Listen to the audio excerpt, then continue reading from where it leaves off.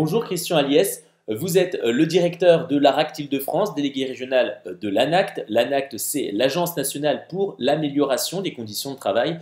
Alors, on imagine bien que plus que jamais, en ce moment, vous devez être mobilisé avec des conditions de travail qui se trouvent perturbées pour la majorité des salariés français. Quel est votre rôle et votre action pendant cette période ?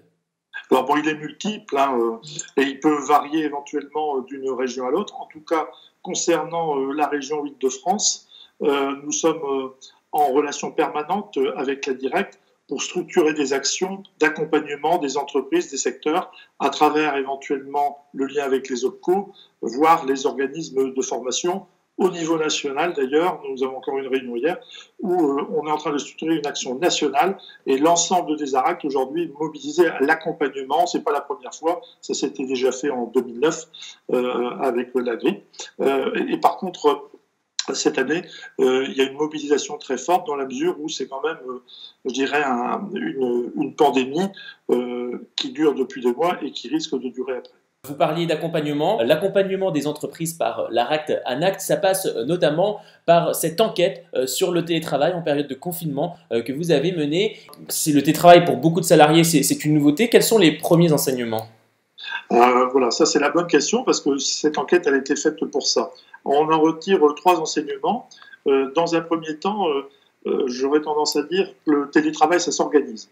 Ça s'organise parce qu'on réadapte finalement à la fois les horaires, à la fois les objectifs de son travail. Ça, c'est la première chose, et c'est le salarié lui-même qui est impacté par cette organisation. Deuxième chose, c'est le télétravail, ça s'anime. Ça s'anime pour le manager, pour l'équipe d'encadrement, tout simplement parce que lui aussi, comme les salariés, va apprendre à travailler différemment. Pour le peu, d'ailleurs, aussi que le télétravail ne faisait pas partie de l'accord, éventuellement, je dirais, du temps de travail. Et troisième, ça s'apprend. C'est-à-dire que là, on voit bien que les salariés, l'encadrement, la direction, qui n'a peut-être jamais donné un accord pour le temps de travail et de télétravail, ça peut être un moyen d'apprendre à marcher en marchant, et auquel cas, ça peut donner parfois naissance à des éléments de charte, de télétravail, une fois qu'on a eu cette première expérience. Les entreprises pourront télécharger d'ailleurs le kit télétravail à partir du jeudi 7 mai, et elles pourront utiliser l'ensemble de tous les éléments qui vont donner des points de repère sur comment mettre en place ou comment mieux gérer un projet de télétravail. Alors, quelques résultats intéressants. On note par exemple que 48% des répondants estiment être moins efficaces. Un tiers des répondants estiment être dans un environnement inadapté pour travailler. Ça, c'est plus problématique. 45% estiment travailler plus que d'ordinaire. Et puis, alors, point positif, 73% estiment que le télétravail n'a pas modifié la qualité des relations de travail. Ça, c'est un point plutôt positif. Tout à fait. Vous avez mis le doigt sur les résultats essentiels, parce qu'on aurait pu croire effectivement qu'il y aurait une modification, la distance créerait une distance en termes de management, et en réalité non, ça ne crée pas de distanciation entre le management et le salarié. Alors, par contre, on voit bien qu'une grande partie qui n'ont pas goûté souhaiteraient poursuivre aussi ce télétravail. Je crois que ça doit être 88% à peu près de ceux qui ont répondu à l'enquête. Donc ça signifie que d'une manière globale, il y a ce qui était dans la loi, ce qui était dans les textes et les décrets, avec le confinement, a été contraint et imposé, et finalement y avoir goûté, c'est un peu quand même l'adopter, quoi. Alors, ce qui ressort aussi de cette enquête, c'est que la majorité des salariés qui ont répondu disent avoir vu leurs activités redéfinies. On peut aussi se poser la question, est-ce que le travail en mode dégradé, comme certains pourraient le définir, implique forcément l'émergence de la polyvalence des salariés ? Oui, alors c'est une question qui a été dès le départ sous-jacente à la problématique du télétravail et d'une manière générale aux problématiques du mode dégradé. Puisque de toute façon, on va devoir suppléer parfois l'absentéisme de certains. Je rappelle que dans certaines entreprises, chez moi en particulier par exemple, j'ai eu 2 personnes qui ont été malades du coronavirus, donc c'est pas une petite affaire, et dans d'autres entreprises également. Donc ça signifie qu'il y a une charge quand même aussi de travail qui est permanente, en tout cas pour les entreprises qui étaient sur le le premier front, comme on dit, eh bien ces entreprises de l'agroalimentaire, de la grande distribution, elles ont eu une activité qui a continué. Par contre, il peut y avoir des ressources en moins. Donc ce taux d'absentéisme dû à la maladie, dû au corona, il fait qu'il y a un mode, là encore, de réorganisation et de polyvalence certainement qui s'est créé. Et qu'il faut parfois peut-être anticiper. C'était une des règles, je dirais, qui avait été déjà identifiée lors de la première crise de 2009. Alors, on parle de polyvalence. Est-ce que justement, cette période de crise n'est pas l'occasion aussi de former les salariés, n'est-ce pas même une nécessité dans certains cas? Tout à fait. Alors, l'objectif, il y a plusieurs choses qui vont pousser de toute façon les entreprises à se former.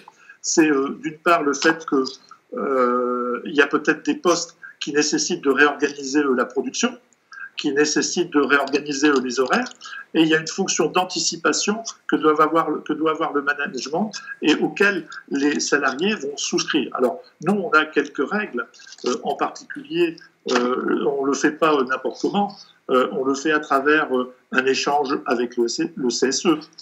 C'est peut-être un groupe de travail qu'il va falloir organiser pour faire en sorte que ce travail en mode dégradé, qu'il soit télétravail ou qu'il soit une continuation de l'activité avec des nouveaux modes, je dirais, d'adaptation, va faire qu'il faudra qu'on l'anticipe et là, la notion de formation va prendre toute son importance. Donc, on a une fonction de régulation qui doit se faire à la fois entre les salariés, à la fois entre les salariés et le management. Donc, on retrouve à travers le télétravail, à travers le mode de dégradé, la notion de persistance du management à travers la distance.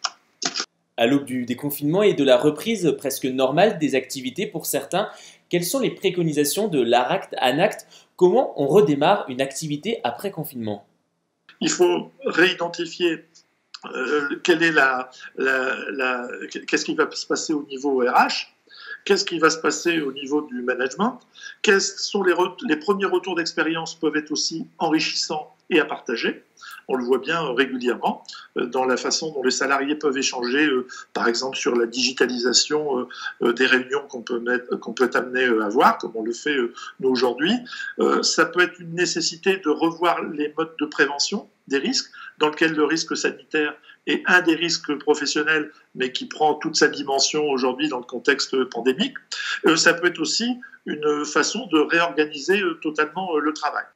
On a identifié, en liaison avec la Directe et certains secteurs industriels, des réseaux de consultants qui peuvent aussi accompagner, cette fois-ci, les entreprises à l'amélioration, d'une part, des conditions de travail et à l'intégration des méthodes de prévention dans un contexte pandémique. De manière très pratico-pratique, ça peut donner naissance à une remise à jour du document unique, qui est un document quand même de responsabilisation de l'employeur. C'est tout le débat qu'on voit en ce moment dans la presse sur la responsabilité pénale de l'employeur dans le cadre de la reprise qui va y avoir à partir du 11 mai. Merci beaucoup Christian Aliès, directeur de l'ARACT Île-de-France, délégué régional de l'ANACT. Et on rappelle donc cette enquête sur le télétravail en période de confinement, dont les résultats seront publiés et accessibles à tous dès jeudi sur votre site.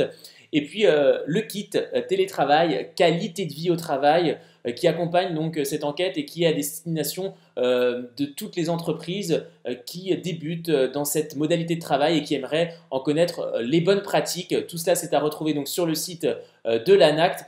Et tous les liens donc, sont à retrouver également en dessous de cette vidéo. Je rajouterai également, c'est l'action qui est menée là encore avec la Directe, qui est complémentaire de l'accompagnement des cabinets conseils auprès des secteurs industriels de l'Île-de-France, qui est l'action donc dite de formation, d'une part aux gestes barrières et d'autre part à la réorganisation du travail, pour reprendre le terme que vous aviez, pour jouer la carte de la polyvalence pendant cette période de confinement. Et là, c'est vraiment une action conjointe à la fois de la Directe, donc de l'État, la Directe Île-de-France, de l'ARACT dans sa réalisation technique et du rôle que l'on peut jouer sur l'ensemble des formations qui vont être proposées, des organismes de formation qui font les offres sur vos sites, et également des OPCO qui seront amenés à faire des propositions d'accompagnement et des conditions de financement de ces formations. Bien sûr. Merci beaucoup Christian Aliès. Merci beaucoup, merci à vous.